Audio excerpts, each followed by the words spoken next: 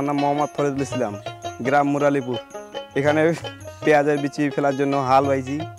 হাল বওয়ার পর কান্দি সিঁড়ি গেছি, কান্দি সিঁড়ি পর ডোয়াইছি। ডোয়ার পরে এখন আবার পানি দিচ্ছি, পানি দিয়ে বিচি ফেলাচ্ছি।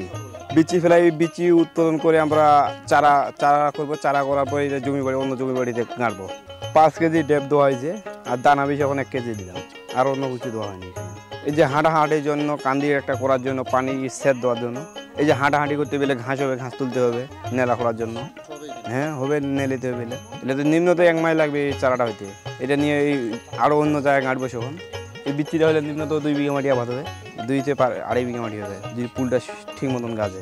না আমার গাঁড়ার জন্য যদি এখান থেকে বেশি হয় তাহলে বিক্রি করবো। 2 কেজি বীজ এলে 1800 টাকা কেজি নিয়েছি, 3600। সার মোটামুটি হাল পাওয়া হয় সম্বন্ধ ধরুন 5 থেকে 700। আর বিচি তো ভালো পাওয়া যাচ্ছে না, অনেক সময় মনে করেন ভেদাল ঢুকাচ্ছে। গত বছর বিচি ফেলেছি, বিচি গাছে না। এখন এইটা যে ফেলাচ্ছি আল্লাহ জানে যে গাছবে কিনা তাও তো বলতে পারবো না। আচ্ছা চেষ্টা করতেছি তো আমরা, যতটা যত্ন করার জন্য করতেছি। এখন উপরওয়ালা সুখী, কিন্তু শোতে আমি 6000 টাকা কেজি বিচি আনি ফেলেছি।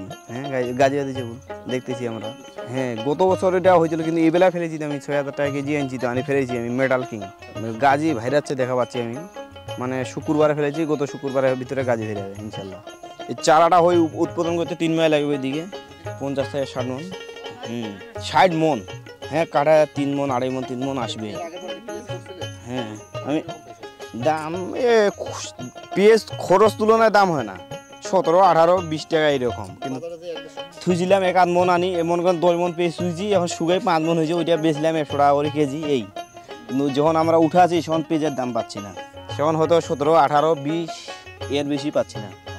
কিন্তু তাও অনেকটা পোষায় আর কি, আসে। এটার সাথে অন্য আবাদ লাগাই। হ্যাঁ মনে করেন এটার সঙ্গে কলা লাগাবো, কোনোটা জমিতে বেগুন লাগাবো, কোনোটা তুরই লাগাবো আগে আবার। হ্যাঁ এই পেঁয়াজ গাড়ি পেঁয়াজের জমিতে সম্পূর্ণ আবাদ হবে। চাঙ্গি টাঙ্গি যেত কল্লা রয়ে লাউ দেয়, কোনোটা জমি জালি কুমড়া দেয়। আলু আছে তো লাগা, ওই আলুর জমিতে তো ইলা লাগাবো নিয়ে। এখন আলুর জমিলে আলুলা উঠে যাওয়ার পর এই সিস্টেমে কান্দি সিঁড়ি হবে এখন ওই পলির গাড়ি জমি যাই। হ্যাঁ ওই জমিতে আলু গাড়িব, আবার এই ফাঁকে ফাঁকে সব কলার গাছ কাটবো, কোনোটা বেগুন গাড়িব না, কোনো চাষ করবো না। ওই চাষে সে ওই চাষ হতে সার সূর্য তো দেওয়ার, আলু বাড়ি দিয়ে দেওয়া আছে ওই সারের শেষ। গাড়া সবে ডেপ পড়াই দিয়ে গাড়িব। এই সবজি তো মনে করেন একটা হয়, একবেলা একটা চাঙ্গি দিলে ওইটা দিয়ে হয়তো 2-3টে সবজি আবাদ করি বিভিন্ন ধরনের। আলু হবে, আলুর পরে পেঁয়াজ লাগাবো, পেঁয়াজের পরে কল্লা হবে, কল্লার পরে জালি হবে, জালির পরে হবে কদু। আপনার মানে পোষা আর কি, ওই দিকে আসে একটু।